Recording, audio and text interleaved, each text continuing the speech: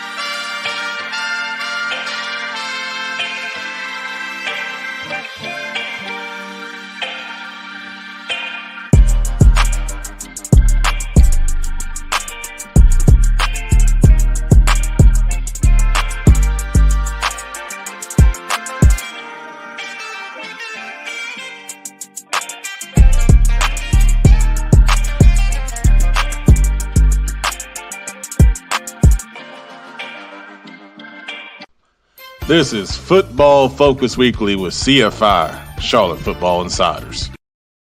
All right, welcome back to Football Focus Weekly. Comments on the show tonight. We got, Buck Green checking in. Thanks for watching, Buck. Great day to be a Mountaineer, as always, with Mr. Petty. Friday night, what's up, man? Thanks for checking in with us. Chat administrator is real. You saw that last week. On Twitter, and he is here. Right now, I will pass that on to him whenever they get here.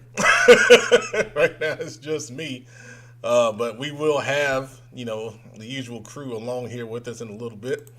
Brian Bernard, thanks for checking in, man. Good to see you. Appreciate you watching. Lanesha Dowd, Wednesday night check-in. Thank you, Miss Dowd, dedicated watcher. We appreciate it. Summer Blevins, another regular. West Mac, Hawk Pride, they got a big one against West Charlotte this week. We're going to talk about it. Chris Hagler, what's up? Good to see you, man. Appreciate you watching. All right. Thank you, Chris. Jason Bass, what's up, man? Good to see you. All right. Here we go. Let's go with the Pepman's players. Once again, sponsored by VTO Sports. We got a good group of them tonight. Starting out, Mooresville running back Jawan Howell. Saw him in person last week up at Cox Mill. 289 rushing yards and 3 touchdowns in that victory. We did an interview with him after the game. Impressive young man. He impressed over in the spring at HBCU Carolina Showcase. Think he should have more offers than he does. His Twitter is Howell Jarwin. Make sure you go follow him and support him. I think he's going to be a great player when he gets to the next level. Cox Mill, wide receiver Kendall Harris, number 7. He had several big catches for first downs to keep the chains moving. He also had a touchdown run against Mooresville out of the Wildcat formation. I think he's a really good athlete. His Twitter is at Kendall_Harris7. I believe he's committed to Mercer University in Georgia along with his teammate, running back Tyrell Cord, who had a good game as well for the Cox Mill Chargers. Talented young man. Back to Mooresville. Defensive lineman Xavier Booker. Man, what a load. 6'3", 315 pounds. He had 2 sacks, blocked extra point, multiple tackles for loss in that victory that we were at last week. I also interviewed him after the game. Really, really talented young man. Former CFI Under the Lights Camp defensive lineman MVP, and he is showing why. His Twitter is at Xavier Booker. Make sure you go follow him and support that talented young man as well. Chambers, a regular on Pepman's players. Once again, wide receiver Zion Booker, talented young man, 9 catches, 133 yards and a touchdown. In their victory over West Mecklenburg, his Twitter is his name, at Zion Booker. Committed to Western Carolina. I think they got a steal with that young man. Special talent. And of course, Chambers has a big game this week with Huff, and we're going to talk about that game in a little bit. Over the Covenant Day, we just had big lineman Dane Steele on, who scored 2 rushing touchdowns as an offensive lineman.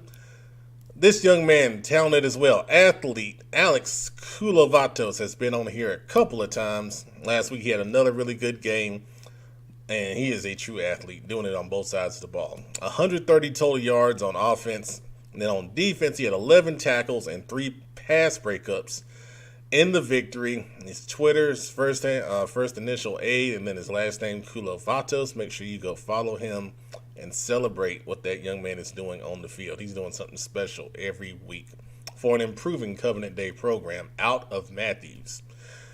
Now, going up to Lincoln, another CFI camp alumni, athlete Andrew Phelps.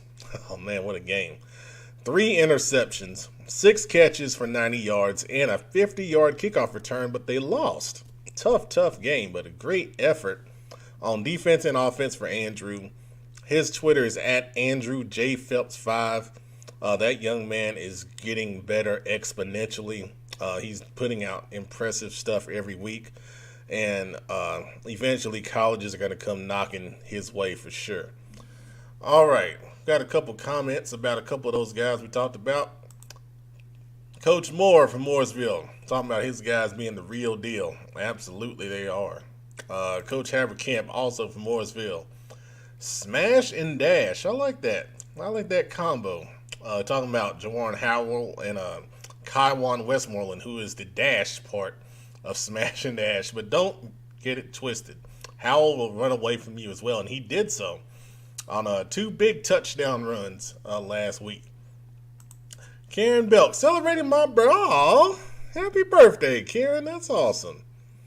That's all. I wish I could put a cake graphic up or something, but I don't have that here on StreamYard. But happy birthday. I appreciate you, spending that time with us. Hopefully we can make it a really, really good show. And yeah, absolutely. Patriots do have a big game on Friday, and we are going to talk about it. We're going to talk about it in a little bit.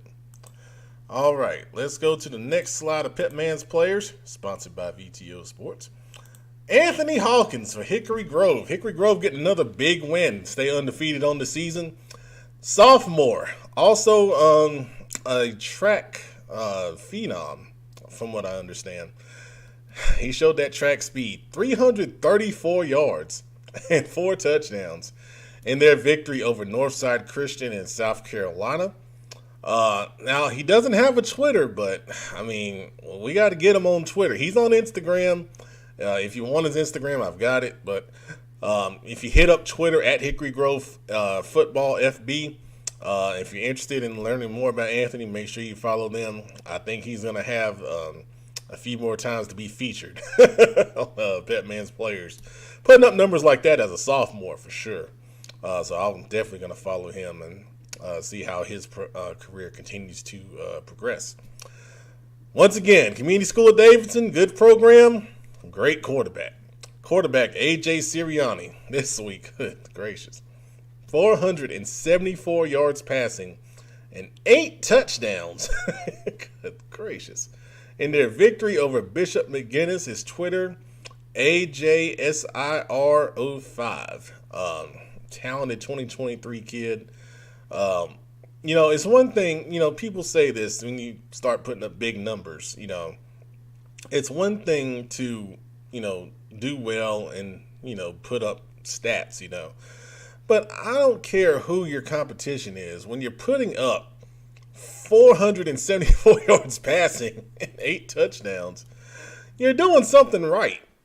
And, that is really impressive. It's really impressive, man. So congrats once again to AJ and Community School of Davidson for another big victory. All right, going down to Union County, Monroe in their Dirty Dozen doing a great job. They've been really impressive this year.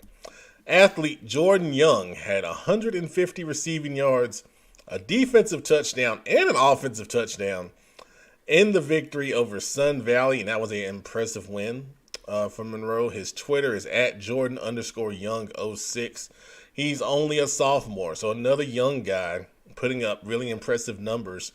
And it's going to be another young guy that we're going to continue to watch over the next couple years. So good job, Jordan, and shout out to Monroe, who is rolling and might be the best 2A team in the state right now.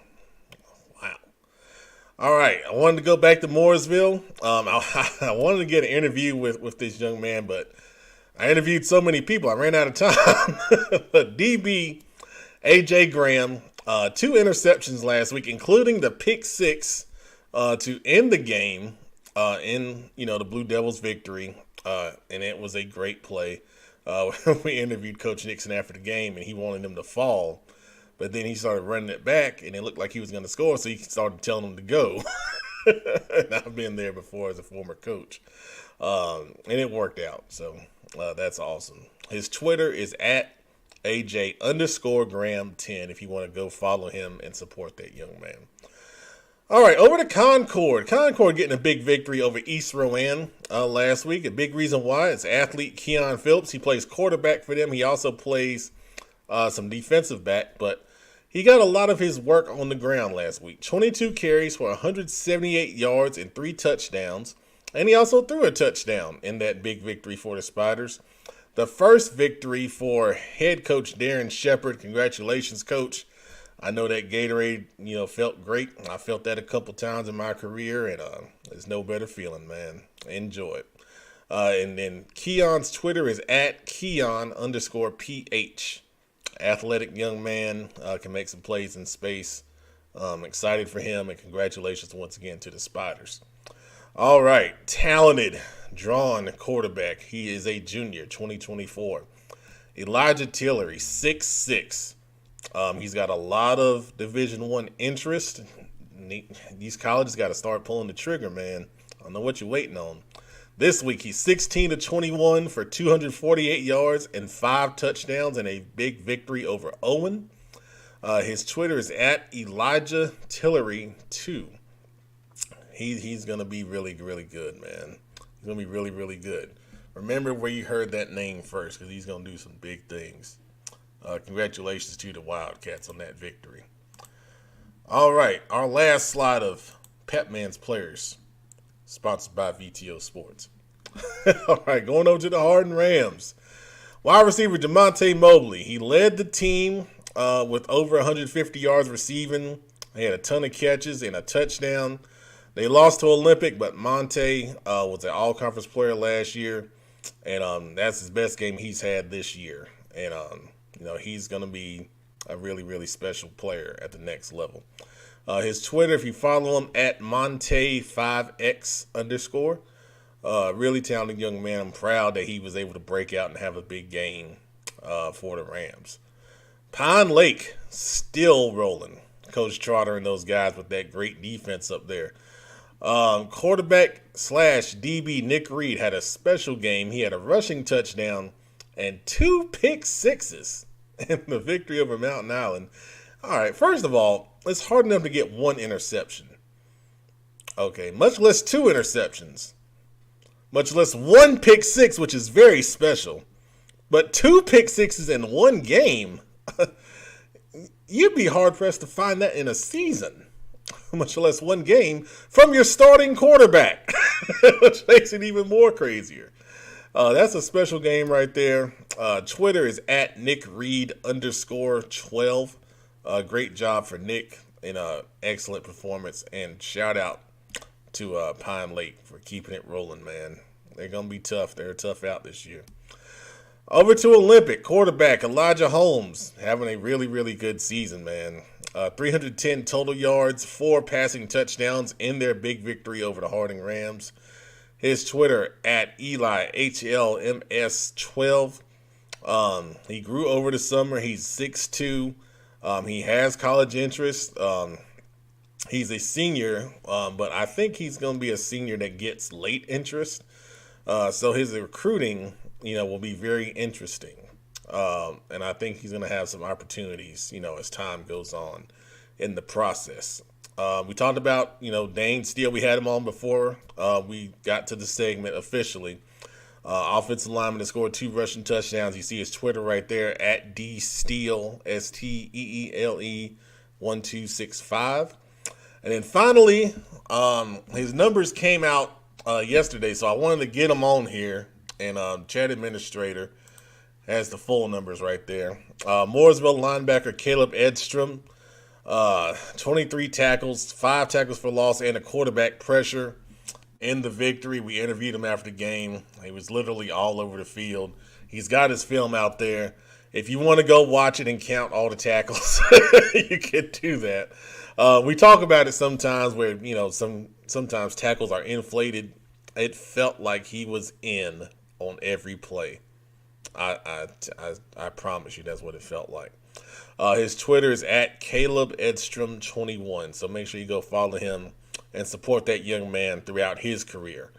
So great set of Pepman's players this week. Make sure you go check out VTO Sports. They do a great job with camps during the off season and providing kids metrics and exposure. So check them out, VTOsports.com. All right. Now let's talk about a couple different things here. Let's take that off. And let's go do some storylines. And I'm going to keep rolling because it's still just me. But I like that because I can give you some thoughts. First of all, it is a big game week. We have a lot of big games this week. And the question I wanted to kind of pose, and you guys can weigh in on this too. Do you change your approach for big games? Now, I'll tell you, when I coached, we didn't always, take the same opponents, in the same breath, because we knew, some games were going to be a little easier than others. You got some teams that may be rebuilding. You got some teams that, maybe that certain guys aren't going to play, or maybe sadly later in the season that a coach has stepped down and they're, coaching with an interim. They're having a tough season. So sometimes you would change your approach, going into a game where it may be a lesser opponent. You may not, hit as much. You may not press it. If you got a really talented guy who's coming off an injury, you may sit him out another week, stuff like that. But if you're going into a big game, the biggest thing that we would do is make sure we had great practices, because the old adage, you practice how you play, it rings true. Because I tell you, every time that we've ever had a bad practice, you go out there Friday night and you start slow, and, you're trying to find the energy, you're trying to focus, trying to find your focus to get the team, focused, and it's not always there. So it starts on Monday. You're looking at film, and it's a little different now because now you got Huddle and kids can kind of watch film on their own a little bit more than it used to be. But it starts on Monday. You go through game plan, you go through film, you go through the guys you got to watch, you go through formation, reaction and all that stuff. You got to be locked in from that point. And then going from there, you can make sure it just builds throughout the week until you reach that crescendo on Friday night where you let it all out. And then I'll tell you this too, JV night. A lot of times, programs, and I'm gonna bring this topic back up, later this year, but JV night was very important to us because it set the tone, for what you were going to see on Friday night. And, during my time, we had pretty good JV teams. And one of the things we joked about was we would beat, a good team on Thursday night. And then Friday night, they'd come in and they wouldn't be, you talk before the game with coaches and stuff. They wouldn't be as friendly, So that's a part of it, too. Let's see. Friday night saying absolutely change your approach. Well, what would you change? What else would you change there? I named a couple of things that we would change, just about making sure you're locked in from the start and having great practices. Chat administrator says he believes not breaking your routine, it throws everything off. He said don't play the big games.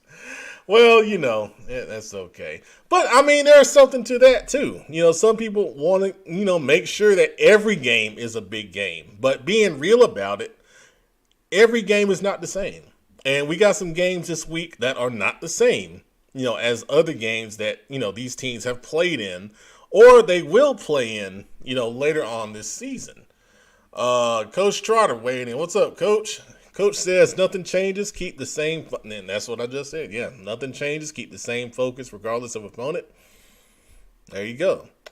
So, each program kind of handles it, differently in their own way because they know their kids and they, know what gets them, where they need to be. So, great feedback on that. I appreciate it, guys. Next topic I want to talk about, parent and fan complaints at games are out of control. And you guys know because you go to games and you hear it. And here's the problem, man.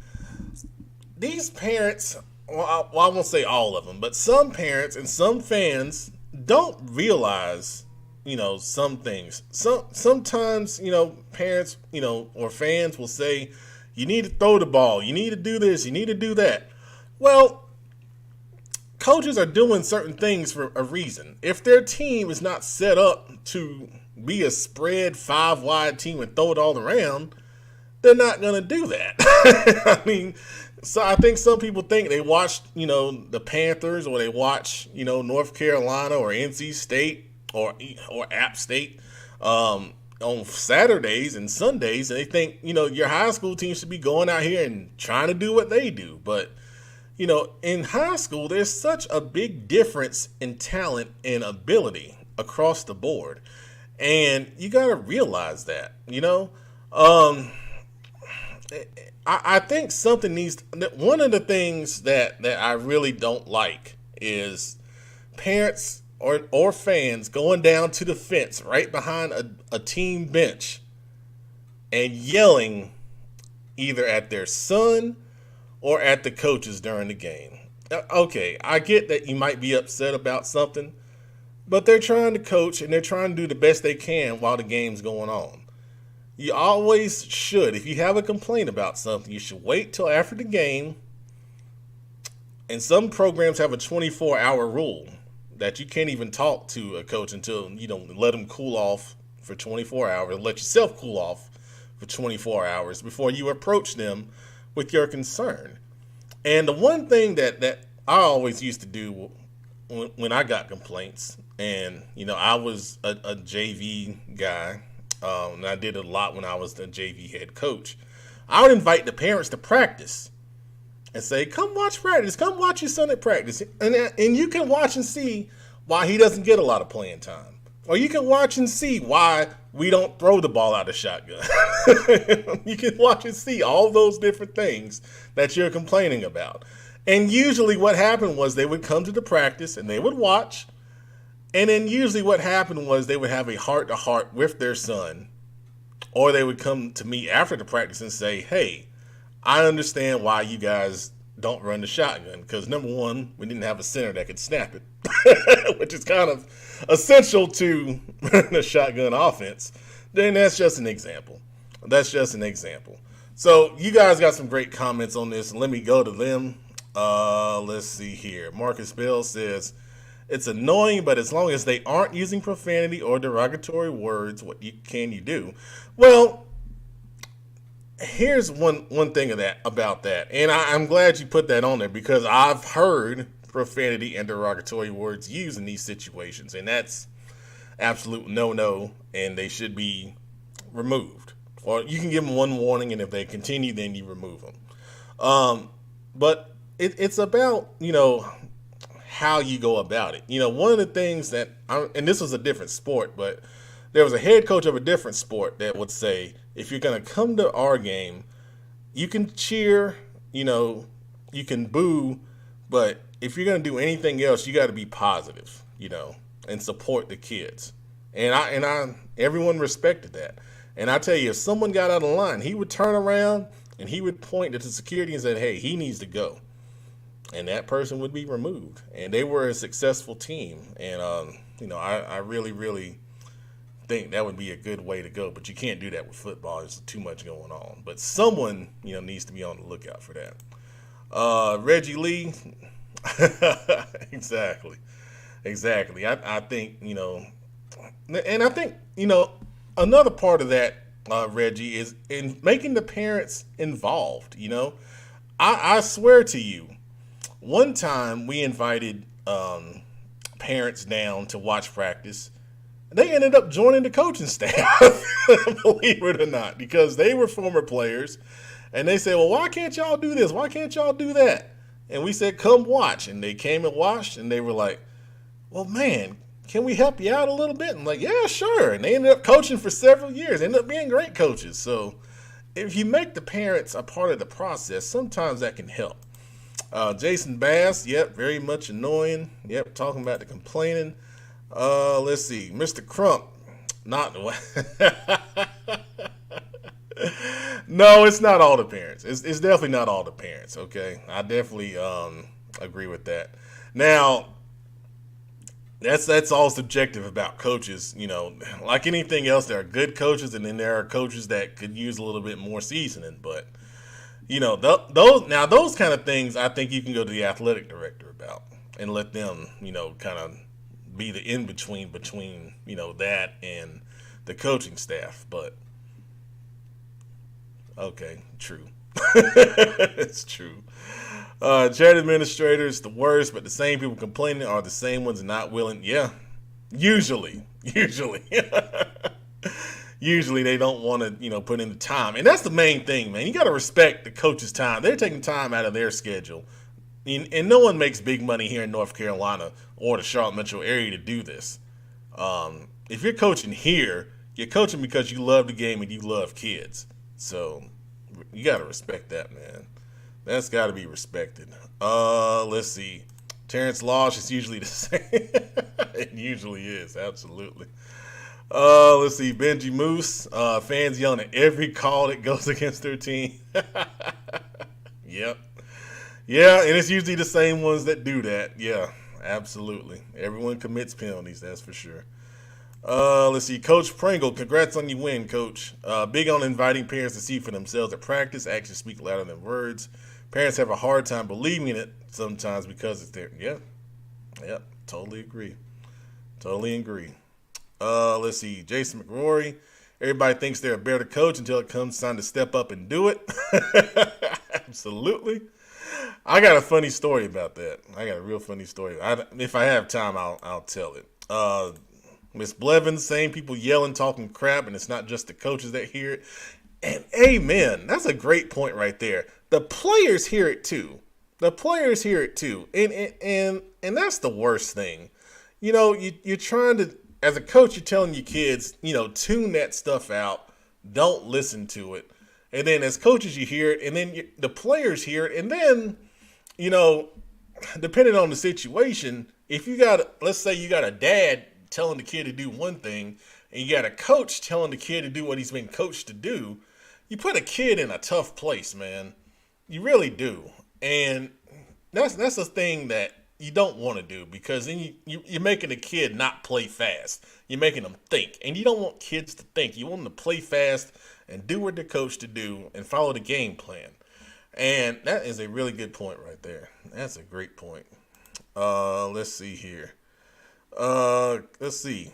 Thanks, Coach. Thanks for watching, man. All right, I got some help. Let me bring my help on. And I didn't expect help from him, because I called him the backup chat administrator, He said he's comic relief, but he's coming on the show. And I think it's because we featured him this week. Joe Hughes! Welcome.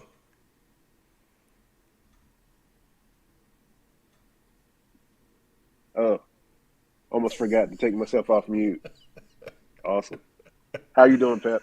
Man, I'm doing great, man. I'm doing great. We got a good conversation going here. What do you want? You got anything to add about parents and fans being out of control? Man, I've learned to live with it, and some of it is actually comedy to me because they're going to talk. They're just going to talk, and you got to either learn to tune it out or have someone do something about it. And until somebody does anything about it, you got to learn to live with it. But there's always going to be a give and take with everything. Every action has a reaction. So you just got to make sure, especially the adults that are involved, have to make sure that it does not affect those that are truly kind of being molded by this experience. And that's making sure to protect the kids. Absolutely, man. Absolutely. Let's see. We got a couple more comments on this. Chris Hagler. What about the coaches that say things to players on the sideline that should not be said to anyone, much less the kids playing their best for the team?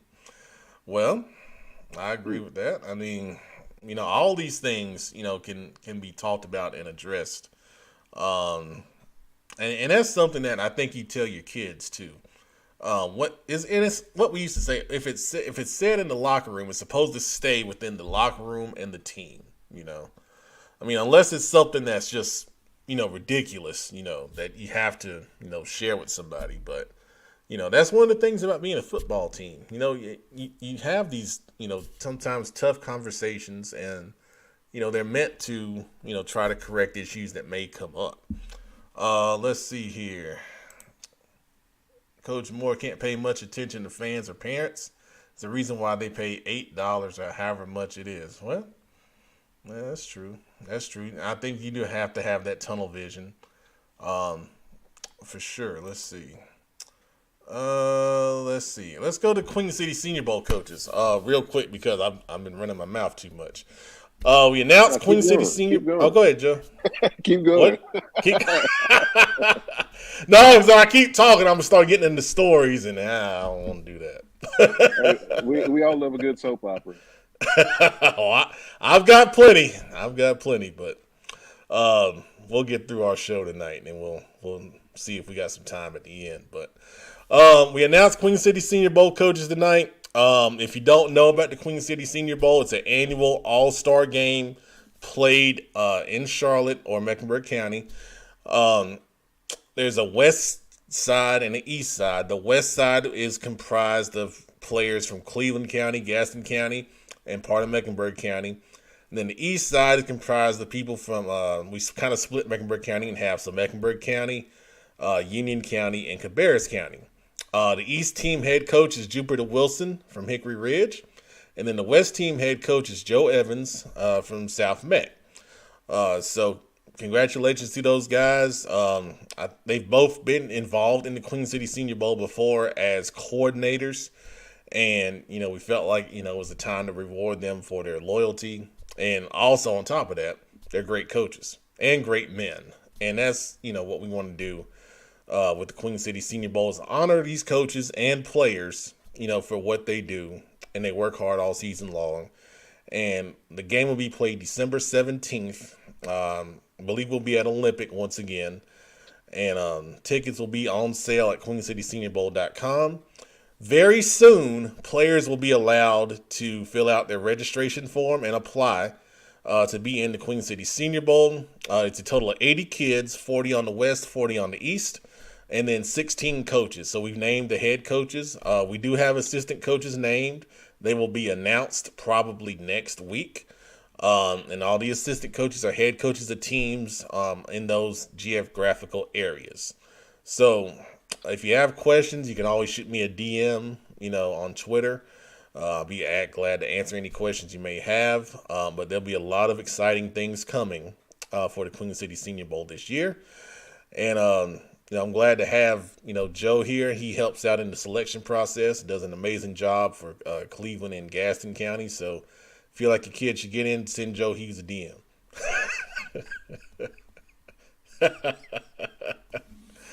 A couple comments on that. Chris Hagler, great. Yeah. Well, it's not just me. So let me say, I say this every year. So it's not just me. There's a great group behind the Queen City Senior Bowl, the executive committee. Bobby Collins, who is the coach at South Point and Rock Hill. Damon White, who is with Alliance Sportsmanship Foundation, is behind sales and marketing. And then Vernon Hunter, who is the athletic director at Indian Land High School in South Carolina. Those are the three people on the executive committee that are the driving forces behind the game. And I am a partner of the game. So I think it's been a great partnership the past few years. Thank you, Mr. Bass. Appreciate that. Last topic I want to discuss tonight. Should we allow kids to do a little bit of celebrating after they score a touchdown? Joe, what do you think? Dang right. Hey, they've done the work. They deserve their payday. They deserve to be able to do whatever they want to do. Now there has to be a limit at some point. You can't dance a jig and go down the Soul Train line, and you know how that goes. But you deserve at least a chance to celebrate with your teammates what you accomplished. And I don't know whether it's the generation gap or what it is, but the no fun police is out in full force on Friday nights. And I don't like to see it, but it's something that I believe that they should be allowed to do. I agree. Here's what I would say. I say after they score a touchdown, you give them 10 seconds. Give them 10 seconds to do whatever they want to do. As long as you're not, shoving it in a team's face or something like that. Right. Your own team celebration for 10 seconds, and then you got to get out the end zone into the sideline. That's what I would say. That's what I would say. And, if we allow that, you let kids be kids. It's a game at the end of the day. It's high school football, And I think if you allow that, you as crazy as it sounds, you might see kids even try a little harder to score just so they can show off what little celebration, they put together. And, I wish we could get something like that done. And now I will say, I have seen the officials be a little more lenient with it this year. We have seen a few little celebrations, but I think 10 seconds, it's enough time, team celebration. It'd be great for guys like Friday Nights in Carolina to get that footage and add it to their highlights. One of the things I used to tell the kids was, okay, you don't want to get a penalty, so score, do the little chest bump, that's the thing, or the little, I like when the lineman picks up this running back and holds him up. But on the sideline, you can get creative as you want. You can go crazy over there as long as you're not on the extra point team or something like that. But, have fun on the sideline because, it's your sideline. You can do what you want. But I think everyone's in agreement here. Kids should be allowed to celebrate and have fun. Coach says let them celebrate. They worked hard all that week. Tuck says we dunking. Exactly. I'm with him on that. We dunking. Let's see. Chris Hagan would rather see the first down sign every time. I have seen that one. Sometimes they don't even get a first down. You get 7 yards and you come up flashing the first down sign. That's my. I know, right? I saw that one time. I was like, "Kid, you ain't get no first down. What you doing, man?" Oh, good stuff, man. Great segment. Appreciate that feedback. Go ahead, Joe. Yeah, as adults, we spend a whole lot of time celebrating small victories. Aren't we teaching life lessons here? Mm-hmm. If we're teaching life lessons, we want to celebrate the small victories just as much as we celebrate the big ones. And that's exactly one of those things right there. Amen, brother. All right. Dirty Dozen this week. For the first time, no changes. So this will be real fast. Everyone's the same as last week. I felt like, everyone that won or that had a bye, I didn't feel like there was nothing that forced any movement. But I did add Mooresville to the edge. I felt like they were impressive in their victory over Cox Mill. And we had a team fall off the edge, so I put them on the edge this week for consideration. And it's because they play in a conference that has a lot of, eligible teams for the poll. So that's why they're on the edge here. But no changes otherwise, all the same. This week, there'll be some changes. Number 1 and number 2 play each other. Number 4 and number 7 play each other. And I think that's the only ranked games out of the Dirty Dozen, but those are big games, and we're going to talk about both of them coming up here. Hey, I gotta play the role of Big Shelby. Where's Shelby at on the list? They're not on the edge. But hey, as Big Shelby said earlier, they're coming. They're coming. So they're down. October 28th. That's it. That's the know all tell all for them, and Burns for that matter. So yeah, absolutely. And Burns is on the edge. Mm-hmm. Yeah. But right now, Shelby's down 85 a little bit. So well done, 85. Make sure we're gonna cut that up. All right, let's take a look at the county rankings, and no real changes in the county rankings. Everything's pretty much the same. I do want to focus on South Carolina a little bit, Joe, because yes, the top 2 they both lost. They both got thumped. Yeah. What can you say about those games, man? South Point's a great team, but they ran into a buzzsaw, and Lenore Sellers might have just wrapped up South Carolina's Mr. Football Award in that game where he just went off. And honestly, there was a lot said before that.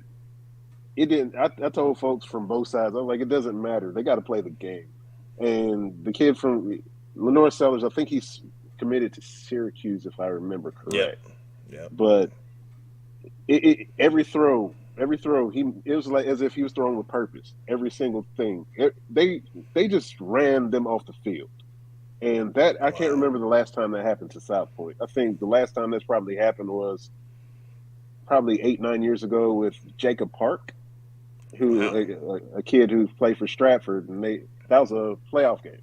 That was the last time I remember South Point just getting outmatched to that extent. And Northwestern on pretty much the same thing, but that was probably more surprising because Gaffney's been pretty much down. Their only win was an ugly win over Hammond. So to see them just get ran off the field by a Gaffney team that's pretty much underwhelmed, that was pretty surprising as well. Absolutely. And when those scores came across, I was just shocked. I was shocked, man. But I kept them 1 and 2 because 3 and 4 in the Atlantic Catawba Ridge, although they're undefeated, I don't feel like they have a signature win, Yeah.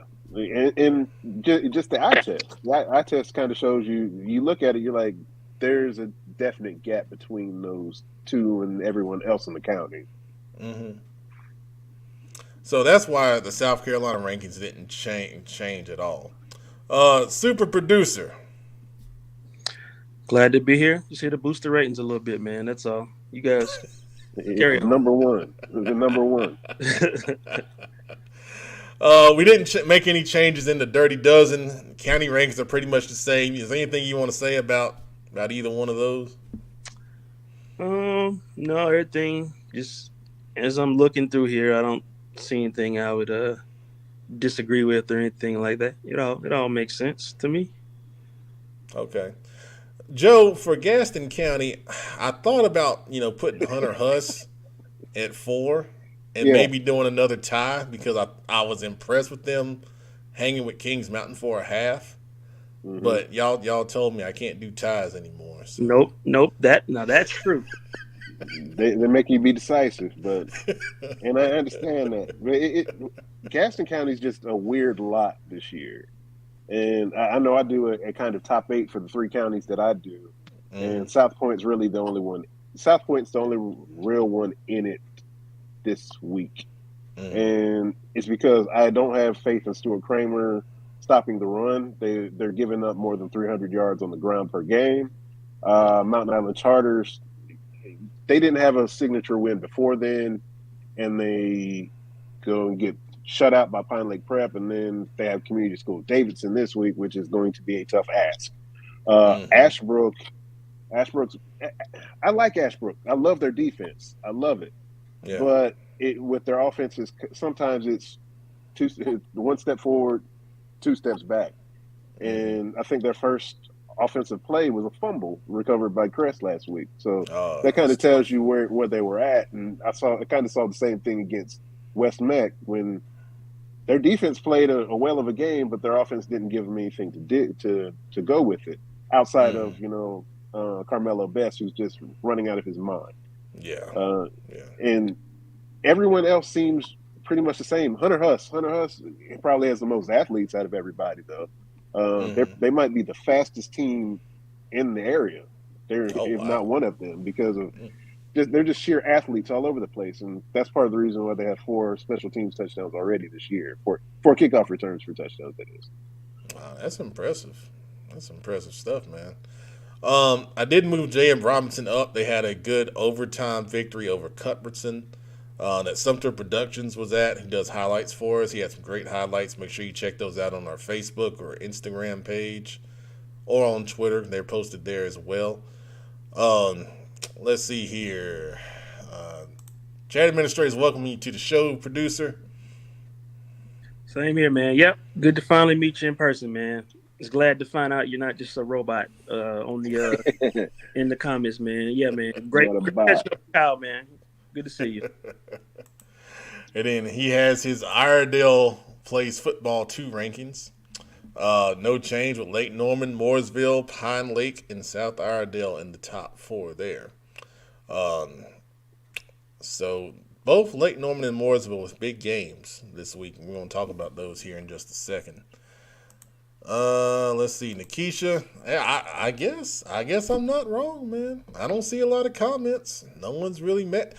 Even when I was on the Dirty Dozen, Derek Chambers. Amen. If I've made Derek Chambers happy, I am doing something right. I'm going to say something about in Union because I really like that Forest Hills team. I really like that Forest Hills team. I saw them last year in the playoffs, and I think they were missing a few pieces, but they had athletes running all over the place, and they just needed a little something. And it feels like that they found that something this year, and I don't think anybody wants any piece of them come playoff time. I'll tell you, man, when they beat Charlotte Latin, that really kind of got them over a hump, I feel like, because Latin really took it to them last year. And when that was a tough game, but they got it done. And now I think it was one of those signature wins for that program to kind of put them into that next echelon. And I'm excited. I'm excited to see, come playoff time, how they, kind of line up with matchups and things like that. Yeah, Western 2A's a beast. Ooh, you ain't lying. I can't wait till we get to playoff time, boy. I'm excited. Thank you, chat administrator. Best chat administrator in the Southeast right there, baby. All right. Now, to something I'm not right about, the CMS best of last. I have already heard comments today about this. You see right there, not too many changes, but I think some people feel like they should be higher, of course, as usual. We got number 1, Chambers, number 2, Huff, 3, Independence, 4, Mallard Creek, 5, Olympic, 6, Argykill, 7, Butler, 8, Providence, 9, West Meck, 10, North Meck. That's the left side of the screen, and then you see who's on the right side right there. Thank you, chat administrator. If I am wrong, make sure you go to pepiswrong@gmail.com. A lot of you have not done that. So I think I must be right a lot of the cases. But, serving motivation for free bulletin board material, and y'all complaining about it. Hey, man, we're just trying to give them the right way to voice their opinion. So, it's there. kepiswrong@gmail.com. I'm still inspecting here. Hold on. Scanning. Come on, man. You just said I was good. You just said I was good. So this is to throw you off, man. He did that to throw you off, so you let your guard down, and he came in with a jab. I guess so. Watch for the hook. Left myself open. I can't leave the body open, man. Gotta keep them up. The one thing I look at, well, just an observation. I feel like probably, I don't know. I feel like 14 through 18 seem like they're almost interchangeable. Like you could just check those up and throw them back out, and that's kind of a lot in a way. So let me explain this. So here, and I don't usually do this because we're always behind like we are tonight, but I feel like I need to explain the poll here. So Chambers and Huff, I think, are the top two. I think they're in the class, by themselves right now, and they're going to play in a great game this week. If you take Independence, they're undefeated, and they've been impressive in all their victories. And I can say the same thing for Olympic. They're undefeated. They've been impressive in all their victories. This is where you keep saying this, and this is where it does matter. Strength of schedule does matter because Mallard Creek is in between two undefeated teams, but they have played a strong schedule, to this point. But at the same time, I feel like Independence, and I've seen them up close. Now, I haven't seen Olympic, so, part of this is because of what I've seen, okay?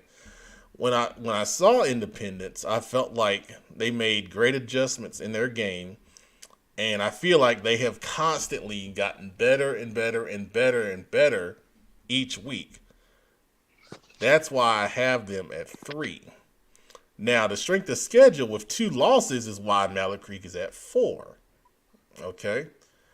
And then Olympic, if you take a look at their opponents have not been as strong, of course, as Mallard Creek's or overall as Independence's opponents. So that's why I have them at 5. Okay? So that's that little conundrum right there, because that's where I get the most questions about why those guys are there. Now, if you go to the right side of the screen, 18 and up, I believe, all have 1 win. 19 and up all have 1 win. So East Meck beat Berry earlier in the season, but I feel like Berry has gotten better over time, and East Meck has kind of stayed the same. So that's why that ranking is the way it is. Palisades lost to South Meck 14-6. I felt like that shows a lot of progress of Palisades. That's why I have Palisades up where they are. Rocky River got their first win last week in an impressive fashion over East Meck. That's why Rocky River is where they are. So that's just a little bit of explanation and rationale as to where teams are in the ranking. Now, everyone has a right to disagree with that. And I can see why, Mallard Creek feels like maybe they should be 3, but that I wouldn't go any higher than that with them. And I can see the rationale for that. There's a rationale for Olympic being at 3, and there's a rationale for Independence being at 3. This is just my opinion. Now, I always invite people to make their own. And then if you want to make your own every week, we'll put it up. And I'll put your name on it and say, this is so-and-so's opinion. Or this is so-and-so's best to last, And we can do that, and I'll bring you on here, and we can debate. We can do that. But that invitation is open for anyone that wants to do that. But this is just one guy's opinion. That's it. That's it. Oh, let's see. Jason McRory. If Catholic was in this, where would they go? Well, if you take a look at the Dirty Dozen and I don't usually go back on the slide, but we'll do that here. Take a look at the Dirty Dozen. You see Catholic at 4 right there. So if they were in the CMS Best to Last, they'd be number 3. That's where they would be. Good question, Jason. All right. Anyone else on the Best to Last? I think you justified it pretty well. Catholic's not a CMS school. This is CMS, Charlotte-Mecklenburg Schools. Catholic is a private institution. That's why they're not in the Best of the Last. But they are in the Dirty Dozen. I had a former Catholic player get mad at me on Twitter when I posted this and said I was hating on Charlotte Catholic. And I said they're not in Charlotte-Mecklenburg Schools. And he said I was just hating. You could have told. That's why I started laughing because I remember that interaction. Yeah. And I was like, You know good Lord. what you could have suggested? If he'd like to be a play on a team that's part of the CMS Best to Last, he could go and attend a public school. Boom. All right. Well, let's move on. All right. We got week 6 game previews. Okay. We got a big week this week, man. First of all, Huff at Chambers. Number 1 and number 2 in the poll, or multiple polls for us anyway. Me and producer will be there along with Zayflix, so you will get great highlights outside of what Chambers social media does, which they do an awesome job. Zayflix will have great highlights. We will do what I call instant highlights, where we will put them out as they happen. We'll try to get out a number of plays in the first half at halftime with the fancy little camera that we got. And then producer will take pictures. And then after the game, we'll get as many interviews as we possibly can. Because this is the Super Bowl in the middle of the season as far as Charlotte goes. So I did a little bit of research today. So talking about Huff and Chambers, this has been a great matchup over the years, the last few years in particular. So last year, Chambers lost this game 16-10 in the regular season. And then as we all know, they came back to win in the regional final 35-21 up at Huff. 2020, they lost this game in the regular season 29-22. And they came back and won at Huff in the playoffs 24-10. That was the spring season. Then the year before that, they lost 41-28 in the regular season at Huff. I remember that game. Producer, that was the one we got there real early. And there was the flags before the game. Yeah. And Chambers went on to win the state title that year. 2018, Chambers won 25-0 in the regular season. Then they won in the playoffs 34-21 in a great game that had a lot of big plays. And in 2017, Chambers lost 47-14 in the regular season. But in the playoffs, they went on to the Western Regional Final where they lost to Harding when Harding won the state title.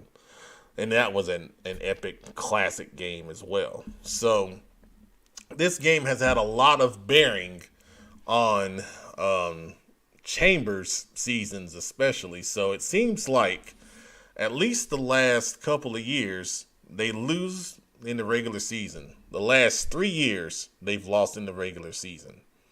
And then they've gone on either to defeat Huff in the playoffs or win a state title. So maybe the game plan for Chambers is to just go ahead and lose this game. So there'll be great things that happen later on in the season. But I'll let you guys have a couple of thoughts here, and then I'll come back with something else about this game. Well, I think it definitely, based on that rundown you gave of the last few years, it definitely constitutes a rivalry to me. So, for sure. Oh, yeah, easily. With that, what other game is there? Not seriously, but that's the one. That is one, and it's there's a little gap between that and just about everything else.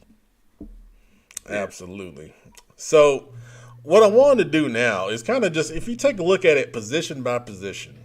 So if you take a look at Huff and Chambers at the quarterback spot, you got two dynamic players in different ways. You know, you think about Tad Hudson, more of a traditional drop back pocket quarterback. He can move around when he needs to, but that's his thing. If you give him time to see the field, he can pick you apart. And then you look at Bubba Camp at Chambers, very athletic, very dual threat, special player. They're both special. They're both essential to their teams. You know, I'd say that's a push when you take a look at the matchup there at the quarterback spot.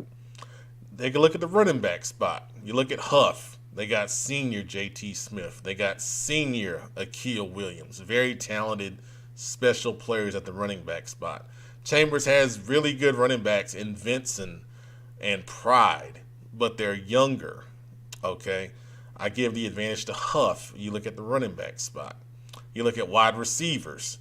Huff has some very good guys, and Markel Quick especially has multiple offers out there. And then they've got some other guys that can get some things done. Saquon Osborne. You look at Chambers. You look at the depth and talent of the wide receiver position with Chambers. You start, of course, you talk about KC. Yeah. You talk about Zion Booker, who was a Pepman player this past week. You talk about Arion Concepcion, the brother of KC. You talk about Sean Walker. Good Lord. You got to give the edge to Chambers when you look at the receiver position. Offensive line. Both of these lines have some guys that are very talented. I think Chambers has more beef up front. I think Huff has more athleticism up front as far as moving around, zone blocking, things of that nature. I think it's a push when you look at the offensive line. Defensive line, you look at Huff. You think about Brandon Palmer, who's got, offers out there. You look at Chambers. You look at Zarion Jackson-Bass, leading the state in sacks right now with 11 already mid-season. Good gracious, man. But one of the things that I think is, Chambers has a little bit more on the defensive line side. I give the defensive line edge slightly to Chambers. You look at the linebackers. Huff has a ton of talented linebackers. They got Garvey Sterling. They've got the Walker kid, who's very talented. What is the other one's name? Oh, it's slipping my mind. They've got really, really good linebackers. Jordan Thompson is a heck of a linebacker for Chambers. But you look at the overall volume of talent, I give the edge to Huff at the linebacker position. Then you go to DBs. We all know Huff has really talented DBs, including the young freshman Matthews at one of the DBs who is playing amazing so far. But once again, you go to Chambers. You look at the depth of the DB position. Oh, good gracious, man. They've got TJ McGill in the back end. They've got, oh, goodness gracious. His name's slipping my mind. I'm going to go cheat and look at the roster. But they've got overall, I think their depth of DBs, I think, is a little bit deeper than Huff, which you rarely say, because you think about Huff, man, they usually have a ton of DBs, and they rotate them in. Dontre Henderson, thank you. That's the guy that I wanted to mention right there for Chambers. And then on top of that, you think about, I'm trying to find the other young man's name here. Maybe he changed his number. I can't find him. But I think the overall depth at the DB position gives Chambers the edge at DB. So just by that positional breakdown, thank you, Tim Carter. That's the one I was looking for. Thank you. I appreciate that. Just if you look at it position by position, it's such an even matchup here. There's not a clear, advantage or disadvantage, for either one of these teams. And when you break it down like that, that's why they're number one and number two. And that's why this is such an awesome, awesome matchup here. But I think the big key, as it is with most football games, it comes down to the big men up front. If Huff is able to give Hudson time, he has guys that can make plays, and if Chambers is able to push the Huff front seven, I think that if they can run the ball, it's going to make it really, really tough for the Huff defense. Because we know with those receivers, and even in the screen game especially, if you get the ball to them quick in space, we saw it last week against West Meck, those guys can make plays in space one-on-one. So I think the running game for Chambers is a big key. And then on the other side of it, if Huff is able to give Hudson enough time to throw the football down the field, that's going to be the difference. Whichever one of those wins out, that's the one that's going to win the football game. But I'm excited. I think it's going to be an awesome, awesome football game, man. Anything else on Huff and Chambers? Get there early. I will say that for multiple reasons. The main one being is going to be a huge crowd, okay? Make sure if you haven't bought your tickets yet, make sure you get them on the ticket link. Don't try to come there and buy tickets. Get them on the app and buy them. Media, if you haven't checked in with Coach Lash, make sure you do so. I know he's got some special procedures for this game, especially. I think we had a couple comments here. Let's see. Chat administrator, Huff has a ton of length on their D-line, especially on the edges. Freshman DN number 16 looks like the real deal. Absolutely. James Smoot, what's up, man? Yep, that's Zarion Jackson Bass. Special player, man. Special player.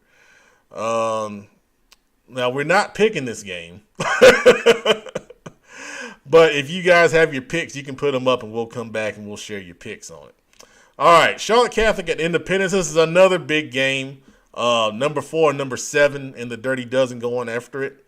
Charlotte Catholic, ever since we saw them producer, their defense is tightened up. They're not giving up as many points. We saw that against Providence Day and then once again last week against Providence. Even though Luke Bailey had a crazy game with 273 rushing yards, only 14 points for Providence. And then Catholic offense is clicking on all cylinders, man. Sean Boyle looks really good throwing the football all over the place, which I never thought I would say for Charlotte Catholic, but they're getting it done. Independence has had 2 weeks to get ready for this game. This is the best opponent they've played, thus far. I think one of the big keys, obviously, for Independence, offensive execution. And it's, cliche, but still. Catholic's offense is really, really scoring. You're going to have to score, to win this game because you're not going to shut Catholic down totally. So they got to be efficient with the football. The young quarterback, Little, is going to have to be smart when they run that RPO offense.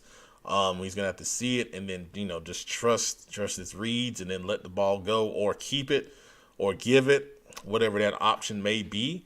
And then on the flip side, for Charlotte Catholic,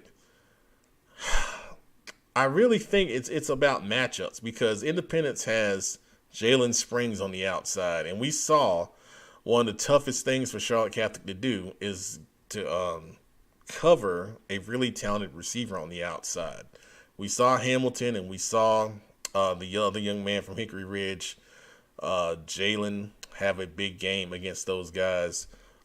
If Independence is able to scheme up one-on-one matchups on the outside, those receivers could have a big game. But I think it's going to be a high-scoring game.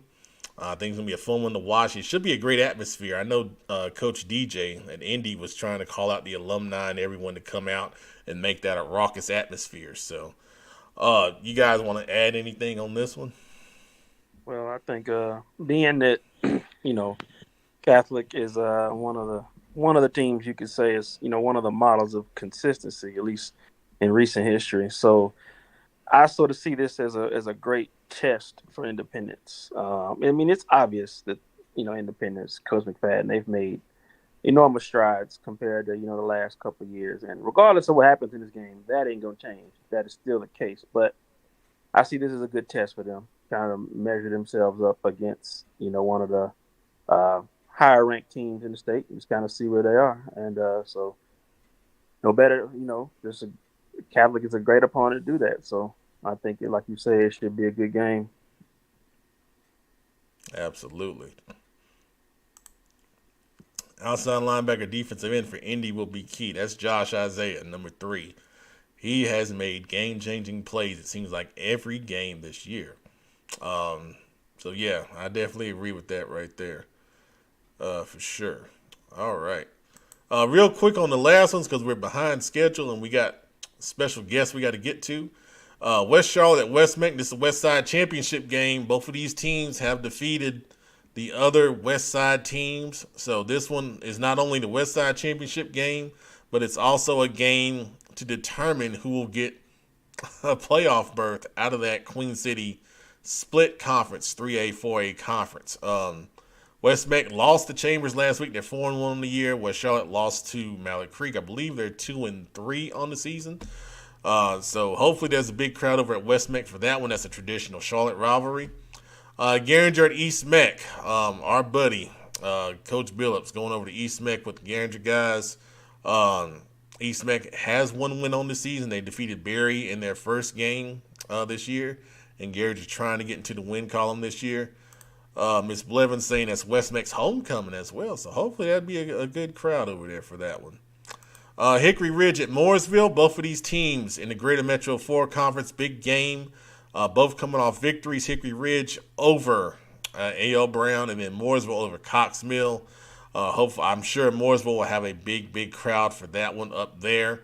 If we have time, we'll come back and we'll discuss that one a little bit more. And then also A.L. Brown at Lake Norman. A.L. Brown coming off a tough loss to Hickory Ridge last week. Lake Norman had a bye last week. They're undefeated on the year, hosting a talented A.L. Brown football team. That will be a big one for Greater Metro 4 conference seating as well. All right, so we're going to take a break from the slideshow for just a minute, and I'll put you guys in the background because we got a couple special guests we want to talk to tonight. And this is a great story, and I want you guys to kind of, sit back and listen here. Anytime we've seen it over the years where we have young ladies that are interested in playing football, and they go out there, and usually they're like, a kicker or, maybe they're a receiver, and, they go out there and they're part of the team. And they may get in at the end of a game and, everyone's happy and excited to see it. But we have a great story out of Blythewood, South Carolina, near Columbia, where a young lady is playing football and got into a game and did some special things on the football field. And we're going to have them join us here tonight. First, I'll bring on her head coach. He's a former coach here in the area. Jason Seidel, we'll bring him on and let him kind of talk a little bit about this young lady. So, Coach, how you doing, man? Good. How are you? I'm doing great, man. I appreciate you guys taking a little bit of time out of your schedule to join us here tonight. But we shared the story on our Facebook page, and it went crazy because I think it's an awesome story, man. It is. So, first of all, what can you say about Miss Tiana Mack, the young lady that we're talking about here? She came to us basically when school started. She came from Westwood, which is a neighboring school. She just moved in and asked if she could play. And just like any other transfer, you give her a chance. And we had to wait for her to get cleared, through the transfer portal and all that stuff. And once that happened, she just like any other player, she went through, helmets, 2 days, shoulder pads, and then full contact. And funny thing is, after her first day of full contact, I had my defensive coaches coming over to me saying, "Hey, man, she's fine. she's sticking her nose in there against our varsity guys. She's only a sophomore and not scared of contact. I know she wrestled. She was tough. Tough little kid." And we're like, "Man, okay." And so she was second on the depth chart and playing behind a pretty good linebacker on the JV. And then last week, we struggled a little bit. We're up 14-7, but, making a couple mistakes on defense, and our defensive staff did a great job. I said, we always try to give other kids a chance, and, when they get that opportunity. And we put her in on a timeout. And I still remember our coach was making some calls and adjustments to what Goose Creek was doing, and I looked at her and she was looking in the stands. You could tell she was a little bit nervous, and I just told her to go have some fun. You practiced all week for this opportunity, go take it. And we sent her off the edge on a blitz. And I don't know if you've seen the play, it's been out there a little bit. And she laid the quarterback out for about a 15-yard loss on a key third down play. And next thing you know, she has 8 tackles, 2 for a loss and a sack. And she actually got a roughing the passer call too. Nobody talks about that, but her effort was amazing, and we've done interviews, a lot of people have been asking, and if you were in the stands, you wouldn't know that was a female. She's got short hair and wearing equipment, you wouldn't know. And actually my father was at the game, and he said, I didn't get what was going on. And you can see it in the play when she gets a sack. Our coaches go crazy. The whole sidelines goes crazy. Once I explained what was happening, everybody was like, holy cow, like that's an amazing story. But she's earned it. This isn't a fluke. This isn't something we just handed to her. She went out and earned it. She had to earn her way on the depth chart. And right after that game, this week of practice, we got a bye week. She's battling for a position. We treat her just like any other player. And it's been fun to have her around, and she enjoys being out there. So it's been a blessing. Coach, that's awesome, man. And I know you don't give anybody anything. So I know that's some high praise. So let's hear from her. Let's bring Tiana on, and I'm excited to hear from this young lady because I've got a couple of questions. Tiana. Hello. Hey, how you doing? Good. You? I'm doing great. I appreciate you taking a few minutes out of your busy day for us. The first thing I want to ask you, Tiana, is what inspired you to play football in the first place here? I was I think it was 8th grade. I was just trying out, and I was just doing it for fun. And then from there, just I decided to start playing in high school. Oh wow! So you've played before this? Yes, sir. I played in 8th grade. That's when I tried out, and then after that, I tried out for 9th grade, and then 10th grade, and now we're here. So 10th grade. Awesome. So when Coach put you in the game and he said you were looking nervous, what was kind of going through your mind?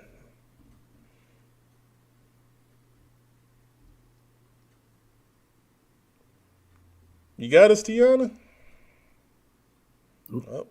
Well, we'll let her work that out. But Coach, once again, man, I gotta know what did you think when she first came out there? Did you feel like she was just kind of messing around, or was she kind of serious from the start? She's serious from the start. You could tell it was not just a gimmick, or I'm just coming out there to just see what it's about. It was, this is what I'm doing. And at first, because she came from Westwood, she had to go through a lot of paperwork as a transfer. Mm-hmm. And sometimes even not just a female, anybody, that will scare some people off. I got to fill all this. I got to go get a physical. I got to do this and this and this. And we got to wait. And she, every day, showed back in my office, when am I cleared? When am I cleared? I'm going to my athletic director. We got to get this person cleared because she's ready to play. And it's been serious, and everything about her has been business. She has fun. She always has a great smile. She enjoys being out there, and she's treated like every other person out there. Our kids love her. I mean, if you see it on the sidelines, the play she made, everybody's going crazy. There's nobody out there, it's a female. Like, they just put her out there as female. She has earned that position. Actually, Fox News came and did a report yesterday on her, and they wanted to film her at practice going through. We were actually in uppers and shells and having contact. Yeah. And there's a couple times our reporter was like, kind of like nervous, like, oh, she's getting killed. I said, she's fine. She does it every day. And then she comes back and lays the kid out, makes a tackle. I said, this is part of football. Our kids go through this, and she's just another football player grinding like everybody else, and she loves being out there. I love having her. It's fun to see her. Awesome. Well, I think we got her back, so let's bring her back. My apologies. No, you're good. So I know, your coach was saying you looked a little nervous before you went out there. What was going through your mind when you got on the field? I was I'm nervous right now, so okay, so yeah, I was feeling like this. I was scared, I wasn't gonna make the play. I was just very nervous. I wasn't gonna fulfill it. But then after coach told me calm down, have fun, I locked in, and I was just ready to go. So how did it feel when you got that sack? amazing. Like, it was really good. It was really good. That's awesome. So is this something you feel like you're going to keep up with and, stay with it over the years? Or do you feel like it might be something that you're still trying to figure out? So like you mentioned, like I wrestle and I also play soccer. So like I'm just gonna see like eventually like at the end by like junior senior year what's best because I'm only in 10th grade. I mean like I know you can like plan ahead, but like I'm just living like a teenager. I'm just playing all the sports I can, going all out if I can, trying my best. So it's like whatever the future holds, kind of like whatever I want to do. But I know that that Blythewood is maybe like very comfortable with playing football. So like I just want to thank the coaches for that. And like I think I'll be playing like at least all the way up to senior year at most. Oh man, that's great. So are the other sports you play, are you good at those too? Oh yeah, so I started wrestling last year. I went 5-3. There's like a kid in my spot, but like I mean, it happens. Like there's always someone that's like a little better than you. So like he got to go to most of the tournaments, and then like soccer. I played varsity boys soccer at Westwood because they didn't have a girls team. So oh wow, hopefully I can play on varsity girls this year at Blythewood as well. Awesome. So what do your friends say to you when you tell them that you're on the football team? Well, most of my friends knew since 8th grade, but like a lot of my new friends are like surprised or like that's like really good or just like very supportive about it. Like there's no one that's like really negative about it, and I haven't heard anything negative. There's always been positive, so like I'm happy with that. There's like, positive energy from like all around. Awesome. Well, Tiana and Coach, I appreciate you guys taking a few minutes out. I thought it was a great story when I saw it come across, and I just wanted to talk to you and applaud you for going out there and, doing amazing. And so, I mean, I coached for 13 years, and, we've had a girl on our team, but never a linebacker. And never one going out there making big plays and affecting the game and, having a future in it. So, congratulations, and I hope your season continues to go great. And we appreciate the time from both of you tonight. Thank you. Thank you for having us. Absolutely. Thanks a lot, guys. All right, so that was a really cool story out of Blythewood, South Carolina. Yes, he does run a great program. We've been down there. I've been down there, and I interviewed him. I interviewed Coach Seidel and his guys the first year he was down there, and it's amazing. It's amazing. That was an amazing story. We'll put this out, and we'll link the video. You watch the video, like Coach Seidel said, you would never know that it was a female going out there and making big plays, and it's just an amazing thing. So I appreciate the guys, you all, giving us a little bit of time because I wanted to share that. I felt it was really important, to share that. So. Let's get back to the show. And yeah, go ahead. I was just saying that's a great story, and it's no doubt she'll be on varsity, soon enough. So yeah, man, that was a great story. Yeah. Wouldn't mind seeing her play one day, honestly. Absolutely. Yeah, being from that area, it's awesome to see that for sure. Yeah, that is your neck of the woods, Joe, and Blythewood's pretty good, right? I'm a Ridgeview guy, man. You know that. Hey, rivalries die hard, man. But I'm all for the kids making great waves and doing great things. So if she's doing, hey, I hope she I'm not gonna say lay somebody out, but hey, put a good lick on somebody. make yourself a name for yourself for sure. Absolutely, man. That's awesome. So. Predictions last week, producer, you had a great week, man. You were 5-1. It put you at 18-12, one off the lead of the engine who went 4-2. I went 3-3. I'm the epitome of average. Big Shelby had a great week. He got him back to comeback week. I think him and the producer conspired, man. I think they really did. That got him back to 500. And our guest host, Coach Johnson, went 5-1 last week. So we all got the South Point and South Florence game wrong. And then you see the ones we got right on the screen right there. All right. Fret not. Most of South Carolina got that game wrong, too. Yeah, unfortunately. All right, week 6. Joe, you want to do them this week? I guess I'll just be the guest picker this week, I guess. All right, we'll go with it, man. All right, Charlotte Catholic at Independence. Producer, I'll let you go first. I'm gonna go Charlotte Catholic. All right, Joe. I don't bet against Catholic, man. Ooh, I'm going to take Independence because I need to get back in it, man. I had to go against the grain here. High risk, All right. high return. What'd you say? I said high risk, high return. Is that the approach you're taking? Ain't been returning much this year. Where's West Charlotte at West Mac, the West Side Championship? Joe, you go first on this one. I'm going to take West Charlotte. All right, producer. We'll stick with the momentum. I'm gonna take West Mac. I'm going to go with West Mac as well. Let's see. This is their homecoming. I feel like it's going to be a great atmosphere. Be a good game. All right, A.L. Brown at Lake Norman, producer. Lake Norman. All right, Joe. Yeah, I'll have to go with Lake Norman, too. I'm not sure about it. I would say clean sweep for Lake Norman on that one, like the home field advantage. Saints at Panthers, Joe. I'm taking the Saints. Producer.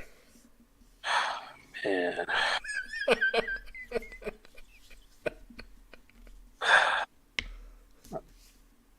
I don't even want to say it, man. Panthers. I'm taking the Saints. You're right, chat administrator. I'm taking the Saints. Sad.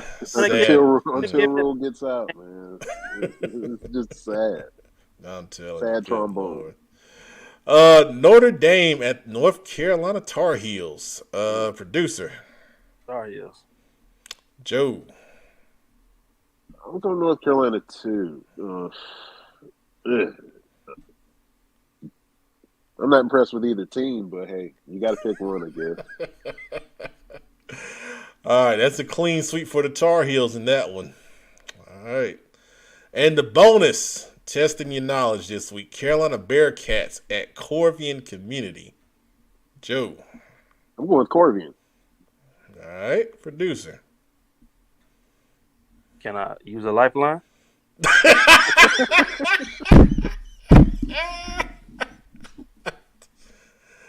I'll tell you this: Carolina Bearcats have been around longer. Corvian's first year as a football team. And they're undefeated or something, ain't they? No, they're not undefeated. Okay. Carolina Bearcats has Carolina in the name, so we're going Carolina Bearcats. All right. I am taking Corvian because they have a nice stadium, and I think there'll be a nice crowd. I think this might be their first home game. I think. Gotta love ball rationale going between the name and the stadium, huh? That is some true X's and O's knowledge right there, man. Well, we got. Believe it or not, we got some knowledge about Corvian. So Coach Pringle says Corvian has a great quarterback. Sean Jenkins, who played JV back at Chambers. So. You see how you put that up after I picked, but that's fine. You got to use all the tactics you can to get back in it. I get it. Yeah. I'm not disputed. I'm not changing anything. Going with the Bearcats. That's fine. Fortunately for me, I've already seen both of those teams on local team schedules. One of them barely beat Highland Tech. One of them hung in there with Mountain Island Charter. So you can you can probably guess which one I picked based off that. Well, there you go. All right. I feel like we've done a lot of comments tonight, so let's go to it's that time. If I can stop this. There we go. Good gracious. It is that time to slime with your favorite host who's not here. So it's just going to be me. So it's slime time, baby. All right. First up, we'll let the guest go first. Well, he's not a guest. He's part of the show. But he's on the show tonight. So Joe Hughes, who you sliming tonight? And Oddly enough, my wife is probably going to be happy I just get this all out. But I've been on a rant this past week because I've noticed that bands are no longer the soundtrack of Friday nights. Uh, for some strange reason, I guess we've gone through a technological revolution or something like that, evolution, whichever one it is, and we just decided to kind of say either give band a 50-50 split or just kind of put them to the side at all costs. For me, watching football games, the band is actually part of the lifeline and part of the, as I said, the soundtrack of Friday nights. I'd love to see it get back to that. Some schools do it right, most don't. I'm sliming those guys. You know, I totally agree with you, Joe. And there were two great bands last week at Mooresville and Cox Mill, and it just helps the atmosphere, man. It brings out more students. And I'll tell you this, at Harding, one of the things that, you know, we talked about over there was getting the Harding band back to where it used to be with the Band of Gold. And there's some people over there doing a great job with that. But it just brings more people to the game, and it enhances the atmosphere. It makes you feel like you're at a high school game. You hear all the stadium music and all that, you know, that's for college and NFL, man. But high school, it's about the band. I agree, Joe, 100%. All right, producer, who you slamming tonight? Well, I always try to be original with my slimes, but I'm gonna slime the Panthers again, and I hate using my slime, my pre-mixed slime that I'm ordering off Amazon and wasting it all on the Panthers, man. But they just deserve it, man. Because you know it's one thing to just get blown off the field. If you just lower on talent, that's one thing. We've seen teams lesser talent lose games, but they put up a good effort. The Panthers are losing winnable games with a few tweaks here and there. They could be 2-0. So that's honestly why I'm sliming them, because that to me that's worse. They're losing winnable games, both games. So, but you know I promise not to slime them every week. Although this might be a year where I could, but I'm not. I got them one more time. I picked them again for some crazy reason, but so I got to slime them 2 weeks in a row. They're very deserving. They're very deserving of that slime. I mean, I told somebody on Sunday, they were like, "You gonna watch the Panthers?" I said, "Yeah, but they're gonna find another way to lose." And lo and behold, they found another way to lose, man. I mean, good gracious, it's just pitiful. This week, I don't usually do this, but we had something happen at a game that I've never seen in my life. And Chat Administrator is right on it. We had a coach try to draw a penalty by flopping on the field. And I'll tell you, man, when it happened, it was just so funny because there was a little bit of sideline stuff going on. So everyone's over there focused on trying to keep the players back and all that. And then I just randomly see somebody flying in the air. Nobody said anything. Nobody, and it involved a player, and he's just looking like, what is going on? So I've coached a long time. I've been around high school football a long time. It was just insane. The video's out there. If you go on our Twitter or my Twitter, you'll see it because I was tagged in it. And we saw it happen live, and it was pretty hilarious. So that's my slime. I had a couple other ones in the tank, but I don't think this will ever happen again. And producer was there with me.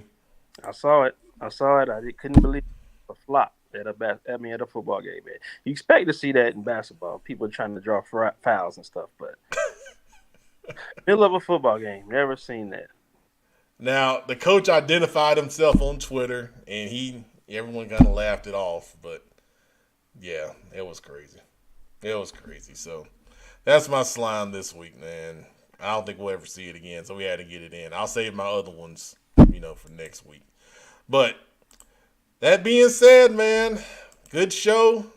We kind of played a little bit of, a little differently tonight. Usually Joe's not on, but I appreciate Joe jumping on with us and the producer. Big Shelby said he was coming, and I guess he got derailed at Wings, etc. again. Might be arguing over.